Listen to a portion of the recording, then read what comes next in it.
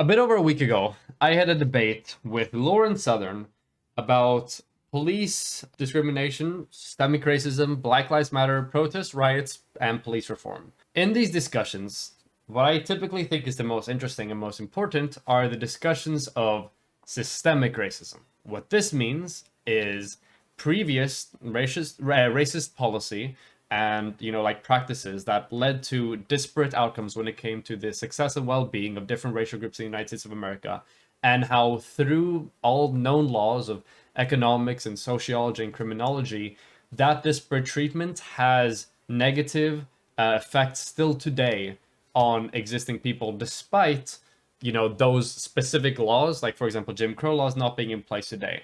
And as an effect of that, we still see undesirably large, systemically, racially disparate outcomes that are in place today.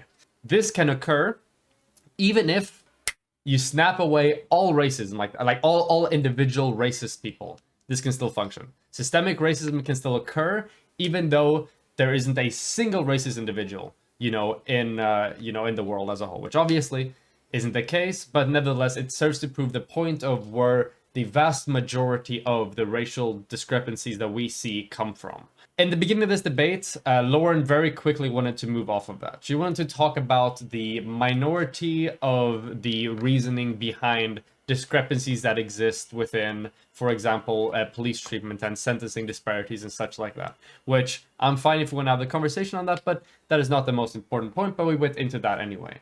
And as an effect of us going into that specifically, more of the minutia stuff, and throwing studies back and forth, Actual Justice Warrior made a video on the debate, and I got a cool new nickname, Lauren Southern versus Crime Deniers. Wow, love to see. I guess I'm one half of the crime denier duo, me and Fanatic. And on the topic of Fanatic, this is the really long video. A big part of it is dedicated towards going over something or things that Fanatic cited. So he's going to go over this video on his own, and I'm going to let him go over the things that he cited. And you should go check him out. Fanatic, I Am Fanatic, I think, or Mr. Fanatic, my bad, not I Am Fanatic. Mr. Fanatic on most platforms, check him out. And you can see his part of the rebuttal to more of the Ferguson stuff that was going on. So specifically in this video, I'm going to go over more of the broad statements that are made, some funny things here and there, and then the nature study on traffic stops and the 97% BLM statistic, 93% BLM statistic, which a lot of people took issue with. So with that out of the way, let's begin by watching the video, I guess. Good start. Sitting on the internet looking for something to get angry at when Terrible all idea. of a sudden, as if to grant my wish, somebody sent me this video of a debate of Lauren Southern and Counterpoints. I know his name is Connor, but I'm pretty sure it's Counterpoints, debating a couple of crime deniers. And they touched on so many myths and misconceptions that I decided to refine it, distill it, serve it up to you as an amazing video response, and basically a disassembly of common crime denier tactics. It's going to be amazing. It's going to be beautiful.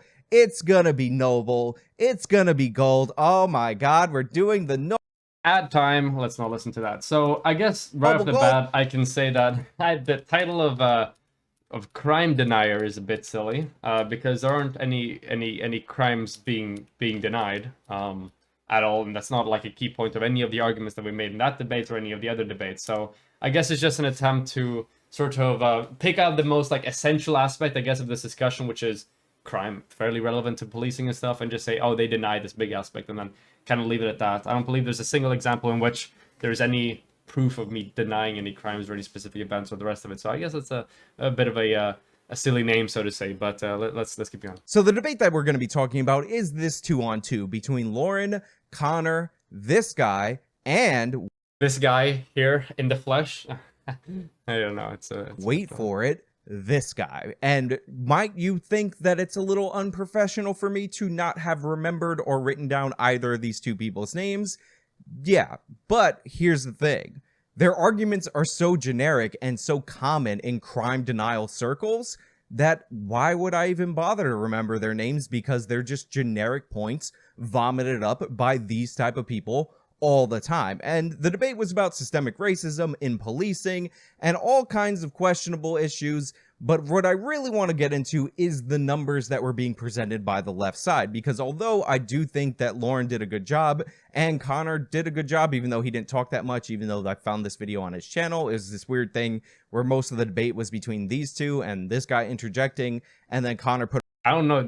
I think Fanatic actually spoke more to me, so I don't know how true this is. I don't know if you watched the entire debate. Maybe he did, but yeah. The phone on his head for some reason. And yes, there is a reason, and I know the reason, but I'm just not going to share it with you. But what I really want to zero in on is the things that were not easily debunkable at the time if you were not familiar with it. And this is namely the Department of Justice report on the Ferguson police. And now it gets to the bit where Fanatic's going to do it. So I'm going to skip forward to where they talk about me and the nature study that I cited in this debate. So I understand why he believes that we are generic and deserving of no particular mention when it comes to naming this debate, because our arguments were so generic. And it's true. The portrayal he made of our arguments in this debate were incredibly generic, and also semi-related, also a non-argument that any of us actually made. So that's, I guess, suppose why he believes that we're generic. But let's begin. The first thing, the nature study. So the nature study, and the reason why it's valuable, is because the nature study is a study of 100 million traffic stops, and it analyzes the sort of racial discrepancies in the amount of people stopped that are of different, like different races in the United States of America.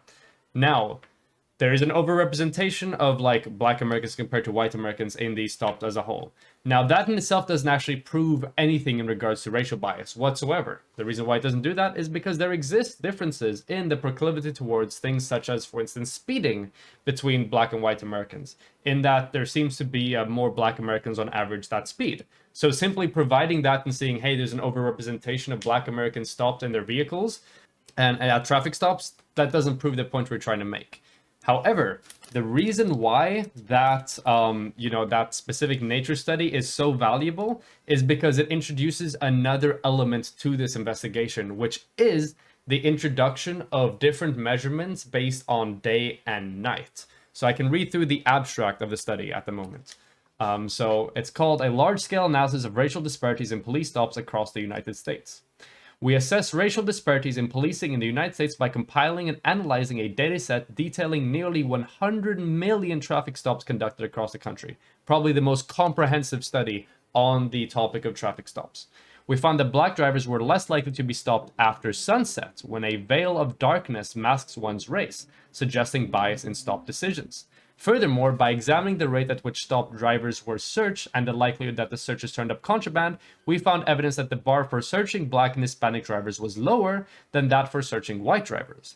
Finally, we found that legalization of recreational marijuana reduced the number of searches of white, Black, and Hispanic drivers, but the bar for searching Black and Hispanic drivers was still lower than that for white drivers post-legalization.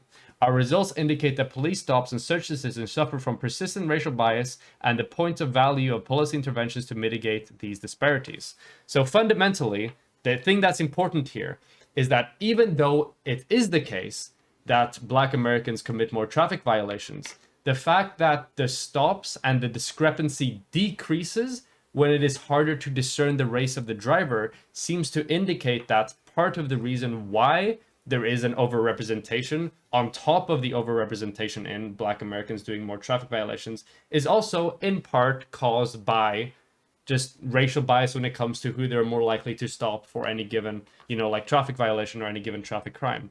And that's the key important thing here. So it is not enough merely to say that, hey, actually, Black Americans commit more like traffic crimes than white Americans, therefore this disparity is fine.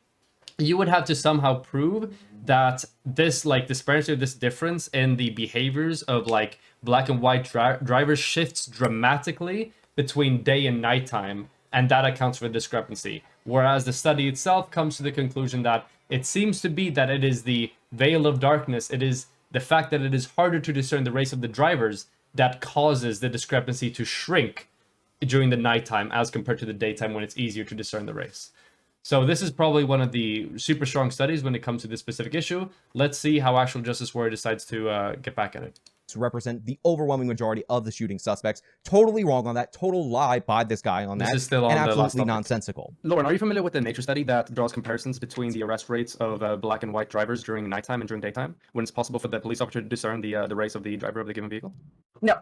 Okay, so what the study, I will link it to you in just a minute. What the study basically comes down to is that when it is bright outside and the police officers are able to discern the race of the driver, there is a very large discrepancy between the pullover rate of black and white Americans. You know, obviously more black Americans are pulled over, but upon nighttime, when it becomes harder for police officers to discern the race of the drivers, that discrepancy shrinks massively. Now, the next thing they try to get into and argue over is traffic stops. Traffic stops, traffic stops, traffic stops. And as I pointed out multiple different times on this channel, the traffic stop data that they are using was not intended in any way, shape, or form to show what they are claiming it's showing. What they say is that black people are less likely to be stopped at night versus the daytime. Therefore, this is based on the cops seeing that they're black, therefore racism. But here's the thing, the data only includes people. So this is very silly. This statement he just made Traffic stop, The drivers, that traffic stops. And as I pointed out multiple different times on this channel, the traffic stop data that they are using was not intended in any way, shape, or form to show what they are claiming it's showing.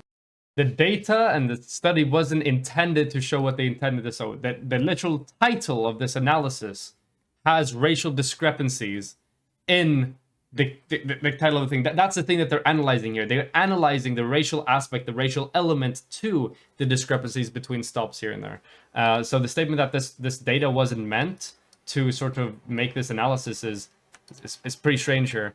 What they say is that black people are less likely to be stopped at night versus the daytime. Therefore, this is based on the cops seeing that they're black, therefore racism. But here's the thing, the data only includes people who were actually stopped. We don't have any data at all about the percentage of black people who are on the road. And by the way, the disparity is 5 to 10%. So it's not this dramatic disparity in blacks daytime versus nighttime. 5 to 10% is like by a wide margin, like statistically significant when it comes to stuff like this. And like notably here, when he says that like you don't have the data of the people on the road, you would have to have data indicating that there is like a massive like shift in the demographics of people on the road that would somehow be like against that would like indicate that there is like far less black drivers on the road during night, which doesn't seem consistent with other data that we have when it comes to the driving behaviors of black and white Americans, and that data just simply doesn't exist. And since we know that statistically blacks and whites behave significantly differently from one another, it's not too crazy to think that the difference of 5 to 10% day versus night could be just due to the fact that 5 to 10% more or less black people are driving at the time periods of the nighttime. This is not controlled for in the... So once again, a big reason why this is such a good study on this specifically is because it is incredibly broad. It is 100 million traffic stops. So for instance, the difference between this and a more smaller scale study on a specific like community or such, or like a specific like roundabout or intersection or whatever, is that, hey, driving behaviors within those intersections can be more or less similar when it comes to like, or like can be like discrete or like difference when it comes to like just the way that community operates and the way that the traffic works and stuff like that. But because it's 100 million, there's such a large and massive sample size, you would need some like extraordinary like differences when it comes to these practices that would have to be like very statistically significant to be able to sort of like shake the results on this specific study, so to say. And that data just doesn't seem to have been presented. So once again, the very big sample size on this seems to like disincentivize the claim that you know, that what's it called? Yeah, that it's just, oh, like less or more people are on the road at this given time. In addition to that, the authors also very specifically make a given statement on this exact question, indicating that they agree with this like explanation that I've given right now when it comes to the inductive nature of being able to analyze like whether or not this like potential conflationary factor, which is very unlikely to have occurred given the sample size, would have an impact on the effects of this study. So here on page 738 of this given paper, which is page 3 on the PDF version of it, there is this there is a table on the limitations on this when it comes to some of the stuff that he's brought up. Now, keep in mind, just because there are limitations to a study doesn't mean that the study gets thrown out the window. There are limitations to literally every single study. But regardless, the authors like leave with this. Despite these shortcomings, we believe that the veil of darkness test provides a useful, if imperfect, measure of bias in stop decisions. So it's not like, oh shit, the authors never considered this, and if they would have changed the result or their abstract or their titling or their presentation of the study. They obviously can think of these types of limitations that they may have suggested, but it seems unlikely that they had any statistically significant effect on the actual results of this paper, which is why they have the abstract and the title that they do, and why they include like this statement here at the end. this study. And if you say it's impossible to do that, if you say that I'm asking for data that just doesn't exist, you're 100% wrong. Because in New Jersey, they actually had a consent decree in the 1990s that reviewed this very specific thing. After the police were involved in 4 shootings of minority suspects, the federal government came in, and the New Jersey Police Department in question actually admitted that they were in fact racist and they were using racial practices when confronted with the data. So what the federal government decided to do. So when it comes to this specific statement here, the reason why this data that he's going to present now isn't sufficient to like debunk or refute the previous claims is for a few reasons. Number one, the fact that the study that he's about to cite doesn't make any distinction between nighttime and daytime things, so it doesn't prove the thing that he's saying was like, oh, what if there was just these like large discrepancies in demographics driving between daytime and nighttime? Number two, this is also a far, far, far smaller sample size study than the one that is being done here. This one's done of 100 million traffic stops. This one's done and localized specifically in New Jersey at a specific like turnpike. So the sample size and the weight of the study is a lot smaller than the burden of proof he has to meet in order to discredit the broader one. Was conduct studies to determine exactly how racist the New Jersey police were. And what these studies turned out, both versions of it, one where they surveyed people by race at toll booths, and the other one where they used high-resolution photos and had multiple coders to determine the people who were on the road versus the people who were speeding, was that using the random census data from the area does not give you an accurate depiction of who is on the road. And fundamentally, the assumption that blacks and whites drive similarly is actually 100% wrong. Black people were 64% more likely to speed in the 65-mile-per-hour zones that they were conducting these surveys on. Way more likely than white people. They also came in a lot from Pennsylvania, so using the census data, which all of these do in comparing traffic stops to population, was not accurate as a predictor of who was on the road. And in fact, when they boiled... So once again, to state this, the reason why this data isn't sufficient is because it doesn't take into the consideration the fact that the key findings of the study, which is that it varies by daytime and nighttime. It is entirely possible for black drivers to commit 10 times the amount of traffic violations to white drivers. For black drivers to do that compared to white drivers. Now, if the arrest discrepancy for those traffic violations shrinks after it is harder to discern the race of the driver, that still proves the fact that an aspect and an element of the reason why the police officers decide to pull them over and stop them or arrest them is because of the fact that they're able to visibly discern their race, which is exactly what I mentioned at the beginning. So just because the fact that, hey, black Americans commit more traffic violations, which, yeah, they do, I don't know, maybe by the name of crime deniers, he was expecting me to disagree with this, which would be very silly of me to do, but it doesn't have any significance to the key finding and the key aspect and element of the study, which is the fact that the discrepancy shrinks during nighttime. Some Twitter guy called Roderick Alden at Farhana4304870 also made me aware of another thing in a specific study which is relevant, which is that the time window in which the discrepancy between the amount of black and white drivers were like pulled over was also a lot tighter when it came to like how quickly they noticed that the discrepancy was being like exhibited. So for instance, they measure like times between like dusk and complete sundown, for instance, and they can see the likelihood and the discrepancy shrinking even in that small period, which makes it even less likely that like, hey, like suddenly at this period of time, like just finger snap switches completely the behavior and the demographics of people on the road in this small time period, which is an even stronger argument than just like, oh, like broadly between day and night. It's like very specific. It's exhibited super quickly and super accurately and super concisely, like right away as soon as it begins getting darker.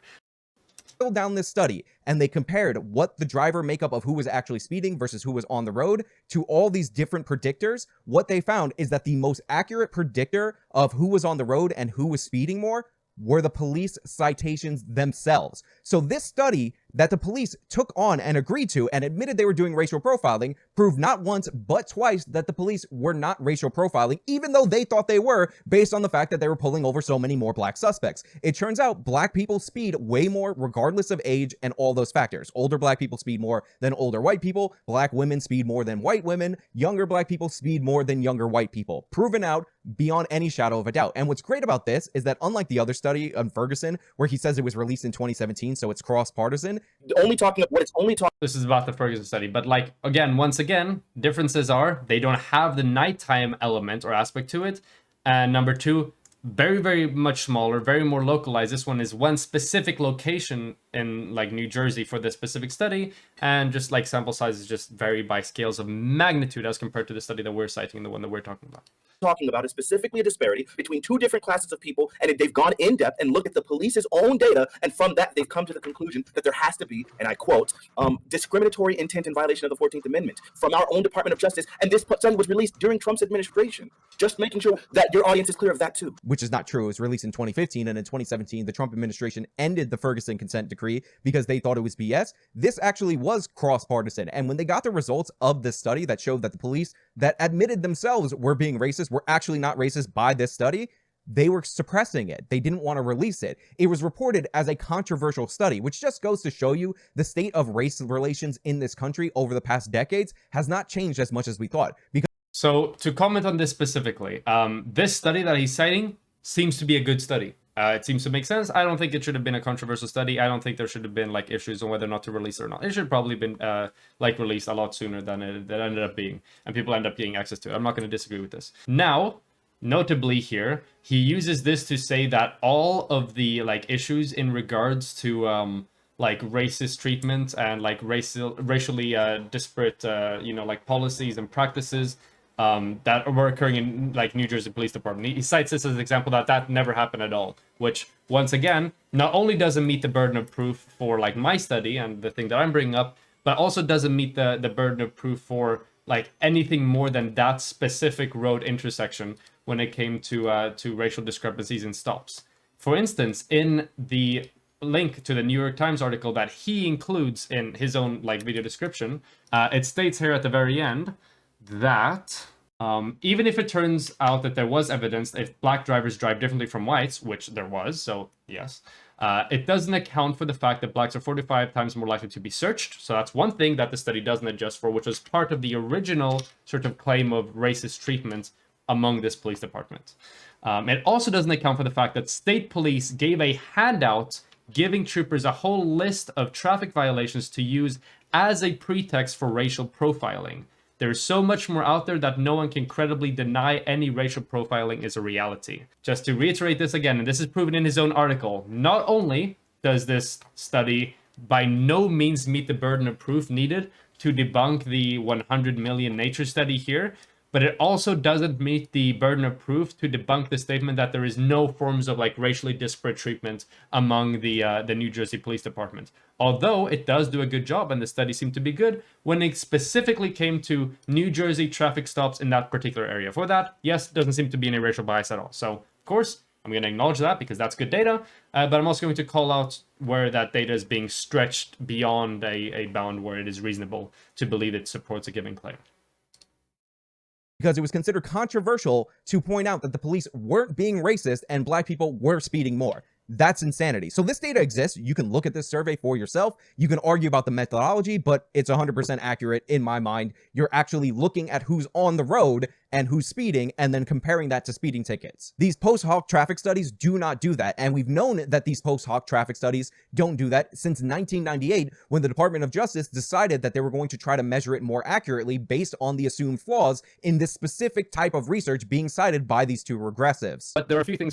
So now I'm a regressive, which that's not what that word means either. So once again, now he's going to move on to a different point. Fundamentally, the key burdens of proof he failed to meet and failed to adjust for is that the reason why this is a strong study is not just because there was an overrepresentation of black Americans pulled over and stopped as compared to white Americans. The reason why it's important is because of the extra element of discernibility of the driver and how that influences the disparity when it is introduced.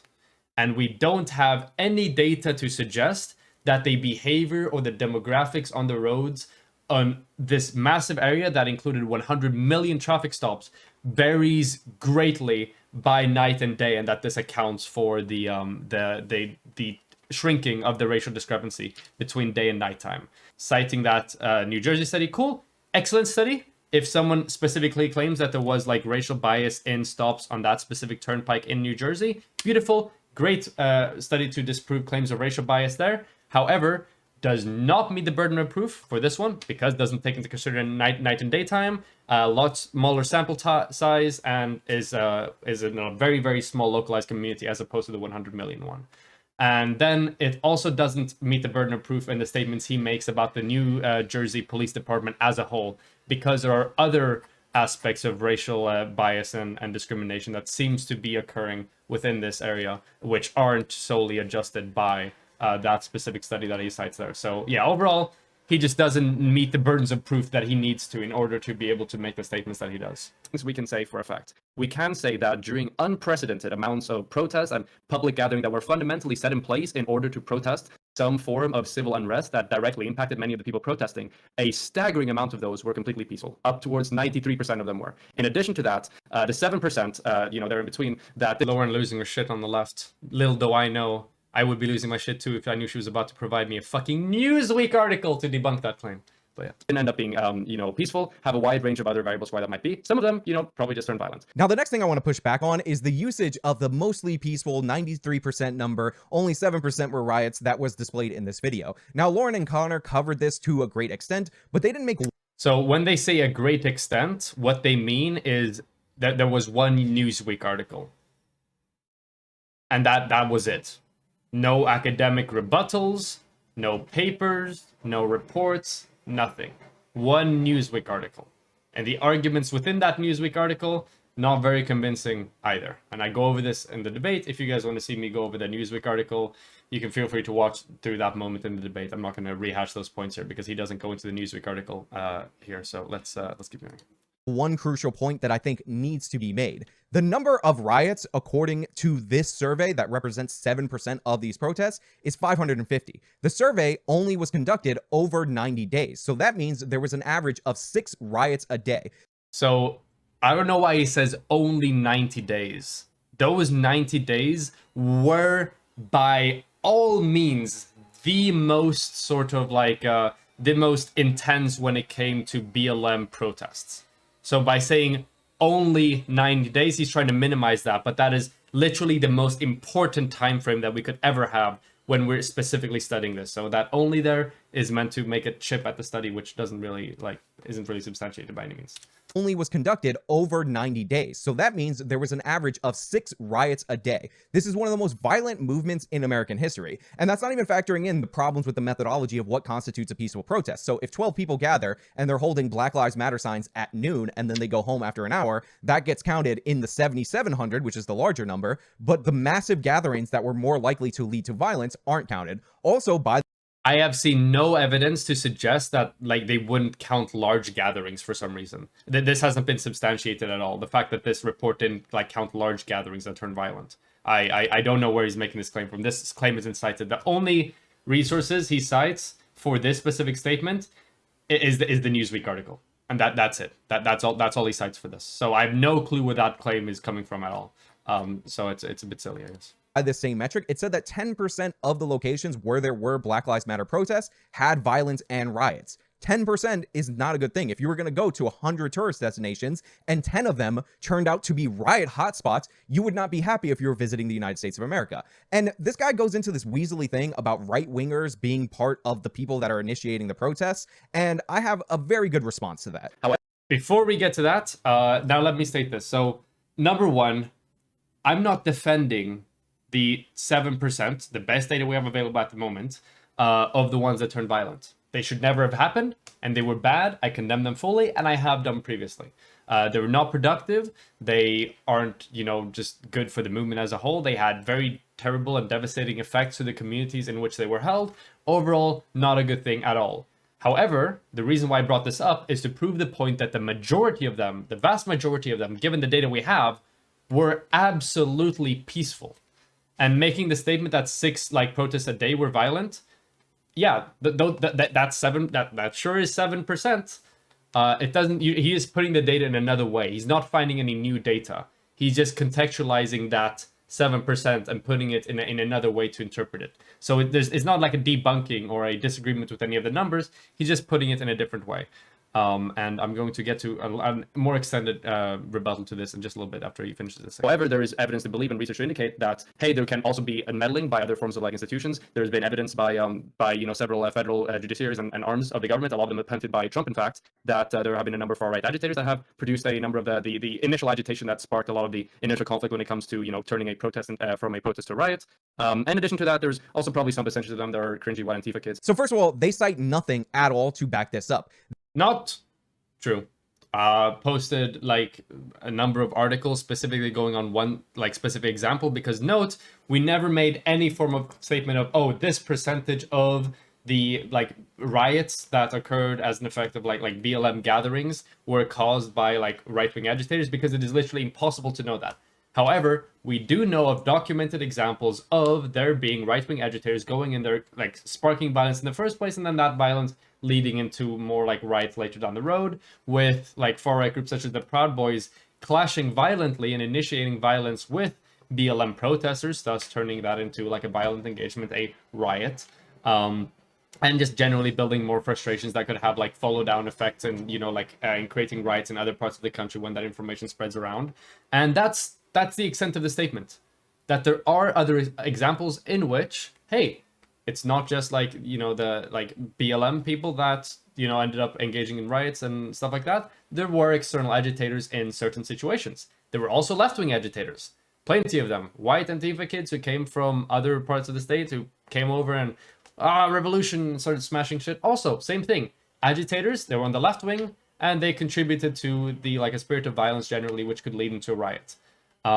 So it's by no means me saying that all of these riots that occurred were on the basis of like right-wing agitators. Absolutely not. That's not the case. We don't have any evidence to support that at all. It's merely saying that we do know that it occurred to some extent. And the reason behind this is just, hey, let's add more nuance, let's add more information to the topic. It's not that just like, hey, these 7% were just the same like composition of like people with the same political beliefs as the other 93%, but just happened to turn violent. There's an overrepresentation of like people with specific beliefs there that weren't present in the 93% that could have influenced and created the like riots that existed there. Now, not all of them, not how many of them, because we have no idea how many there were specifically, but we know that they existed there and that they were there nevertheless. So this is just like a small point to harp on, I guess, when it's like a really like non-controversial statement, and the burden of proof on me is really low to meet that bar and to clear that bar. But yeah, it still doesn't have anything to say on the fact that the vast majority of them, by a long shot, were demonstrably peaceful. They quote people on 4chan talking about conservatives going in there and shooting down the crowd with machine guns. But the FBI reports did warn that people associated with a far-right social media group had called for far-right provocateurs to attack federal agents and use automatic weapons against protesters. Politico also reported on Monday that the Department of Homeland Security Intelligence warned law enforcement officials that a white supremacist channel on the encrypted messaging app Telegram encouraged its followers to incite violence to start a race war during the protest. Citing the FBI, they said that 2 days after Floyd's death, the channel incited followers to engage in violence and start the boogaloo, a term used by some violent extremists to refer to the start of the Second Civil War, by shooting in a crowd. One of the messages in the channel called for potential shooters to frame the crowd around you for the violence, the note said, according to Politico. On May 29th, the note said suspected anarchists, extremists, and militia extremists allegedly planned to storm and burn the Minnesota state capitol. This never happened. So the idea that somebody online suggested something, therefore a significant portion of the riots were caused by right-wingers, is absolutely insane, and they were mocked for asserting that. So once again, that's just like further builds that there existed groups. It's not the strongest piece of evidence by no means, because it's not a specific example, such as, for instance, the example of the Aryan Cowboys guy, Umbrella Man, who came over and smashed down an AutoZone, which ended up leading into a riot later in the day. But it still just adds more context to the fact that, hey, there were groups that were like willing and were encouraged towards agitating and creating violence where otherwise there may not have been any at these protests. Not a strong piece of evidence, that specifically, absolutely not. And it doesn't necessarily prove the point, but it adds more context to the given situation. What I think proves the point is the other data that we've put in to substantiate the point. I'm not going to go on this too long because I've already made a different video on it. It's this one here, Blue Anon ? This video, and you can check that out if you want more information on that specific claim. But I need some proof, and I need the number to be significant, because remember, 550 riots, 6 riots a day, 6 Black Lives Matter riots a day was not considered significant by the Swede who's watching it from way over the pond. He doesn't want to talk about my name, but he knows that I'm Swedish. No, but who is saying that it's not significant? What, did I say that? No. Did Fanatics say that? No. Absolutely not. Those 7% were terrible, should never have happened, should be condemned, and the cost of them were borne out by a lot of people who may not have had the financial means to be able to bear them out, and just generally shouldn't have had to bear down the costs of these forms of riot. They should never have happened. I'm not saying that they're insignificant, and nobody's ever said that they're insignificant in any capacity. However, the fact that 7% of them were violent doesn't disprove the point, and would be insignificant in proving the point that a majority of these, like of the BLM protests, ended up being violent, which is what we're arguing about. The point of the 93% statistic is at the end of the day to state that, hey, a incredible portion of these, of these protests were peaceful.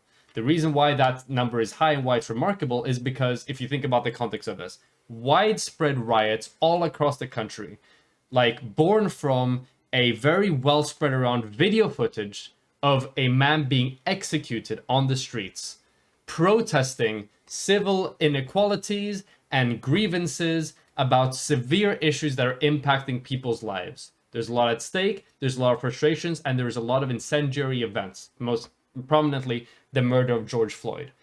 The fact that these protests and these gatherings of people were still so overwhelmingly peaceful is notable and should be noted.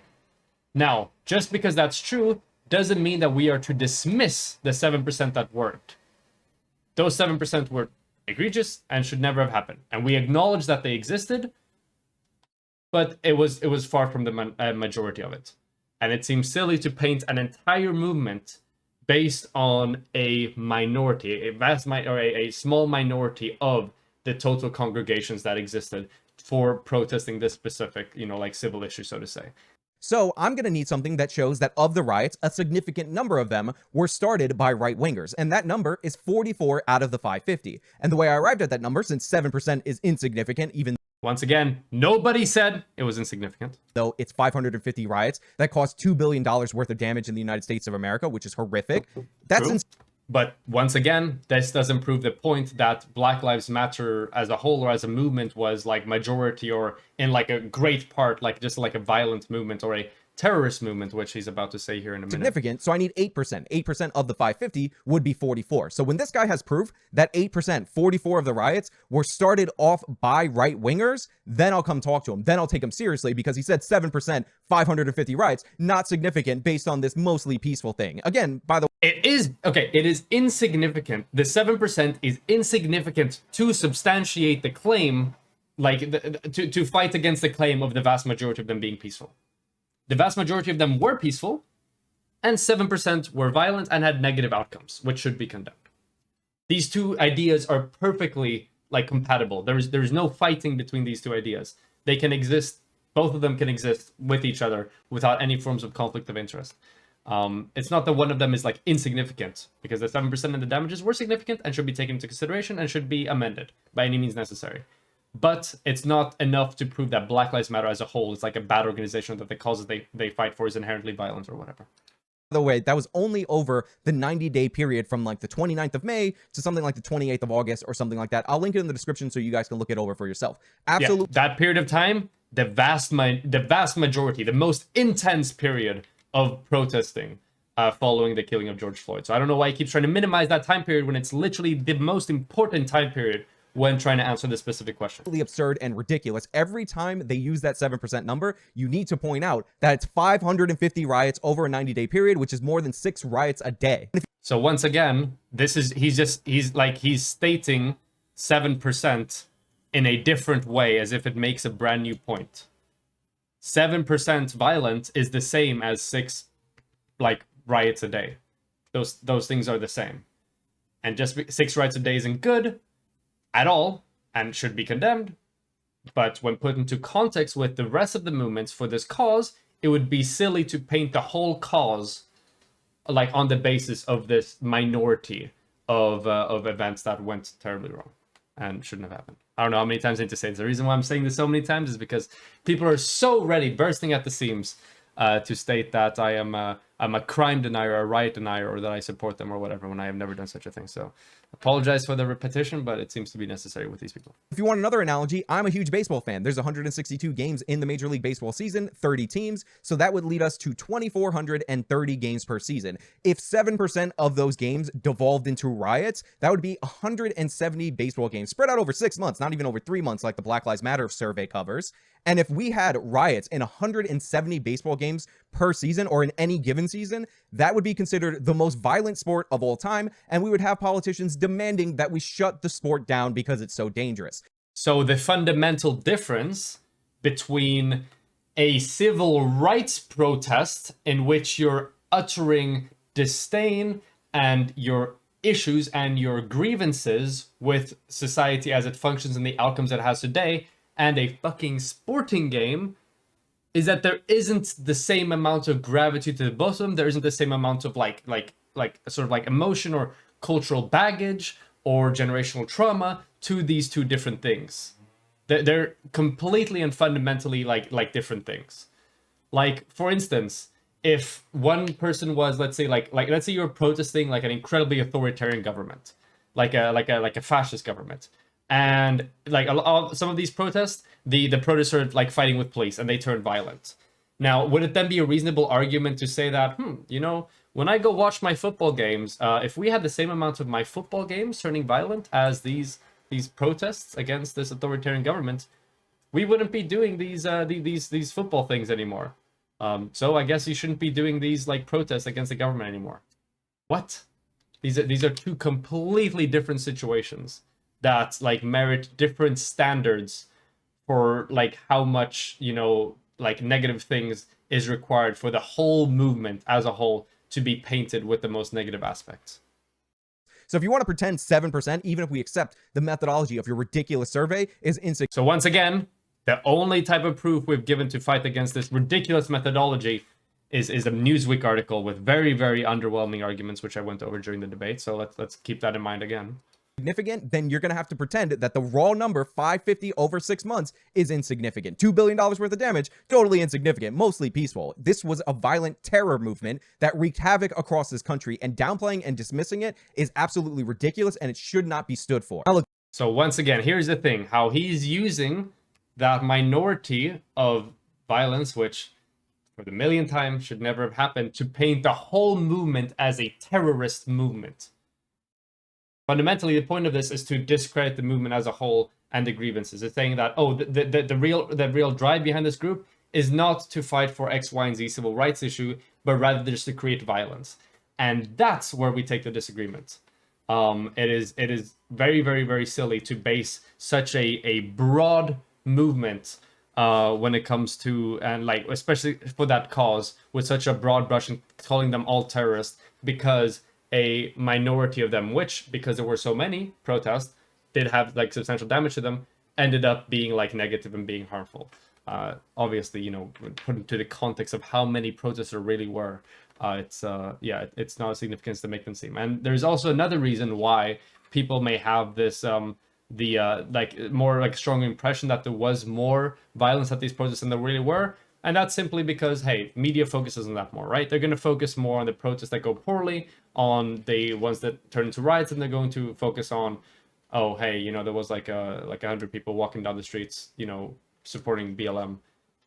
Hey, cool news story, as compared to, hey, these are the ones that went and turned violent, which is another element to it. That media, not necessarily in a bad way, but just they focus on what's more engaging for an audience, which will be the more like extreme cases than the more violent cases, which could be another reason why people just genuinely have the idea that, oh, this 7% number can't be right, like given all the footage I've seen. When you look at it as a whole, and from like a statistical and empirical perspective, it seems to be the best data set we have at the moment when covering this specific issue.